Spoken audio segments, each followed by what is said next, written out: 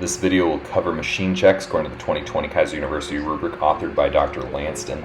First thing we're going to want to do is turn on the machine, and right after that we're going to head to the back and assess E-cylinders for any leaks, problems. We're going to check those pressures on the front of the machine here in a second. We're using a tank wrench to open those up. Before we head to the front, make sure you do this step before you hook up your pipeline pressure. So we just check those gauges for the E-cylinders. Now we're hooking our pipeline in.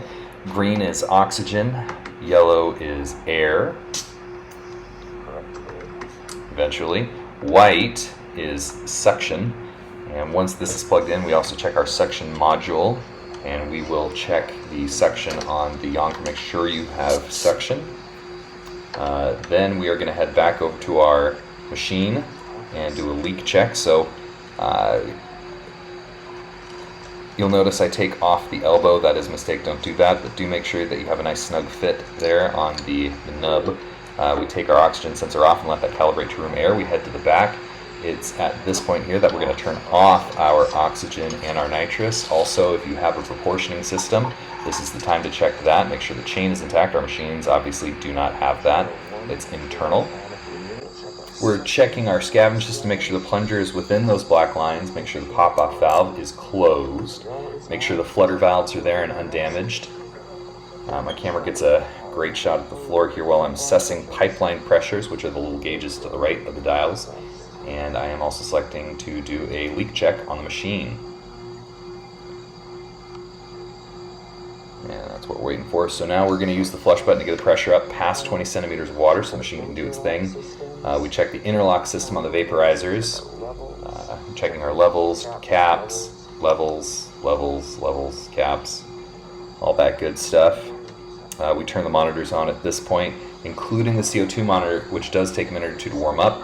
We're going to check the soda line, make sure it's secure and an appropriate color, and then we're going to head back over to our cart. So we're checking emergency drugs, emergency backup equipment. We're demonstrating familiarity with the cart. Now we are preparing and waiting to do our oxygen sensor check. We're still waiting for that machine to wrap up its leak check. So just kind of hanging out. If you do have time, this is a good time to check any cables, monitors, to ensure that they are intact and functioning. Go ahead and check those drawers for any candy, puzzles, chargers, backup equipment and batteries for stimulators or scopes if needed. It's always nice to have. Check that your CO2 line, make sure it's not needing calibration. CO2 can need to be calibrated. Be sure to check the vent for expected volumes and pressures as well.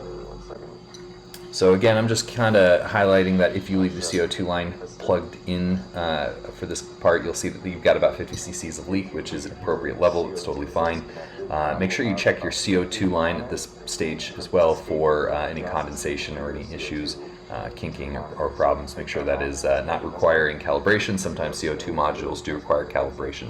So now we're moving forward with the oxygen check. Our oxygen monitor has been marinating in room air for a couple of minutes, so that's fine. So we're going to open our pop-off valve. We're opening up where our oxygen monitor is going to plug in.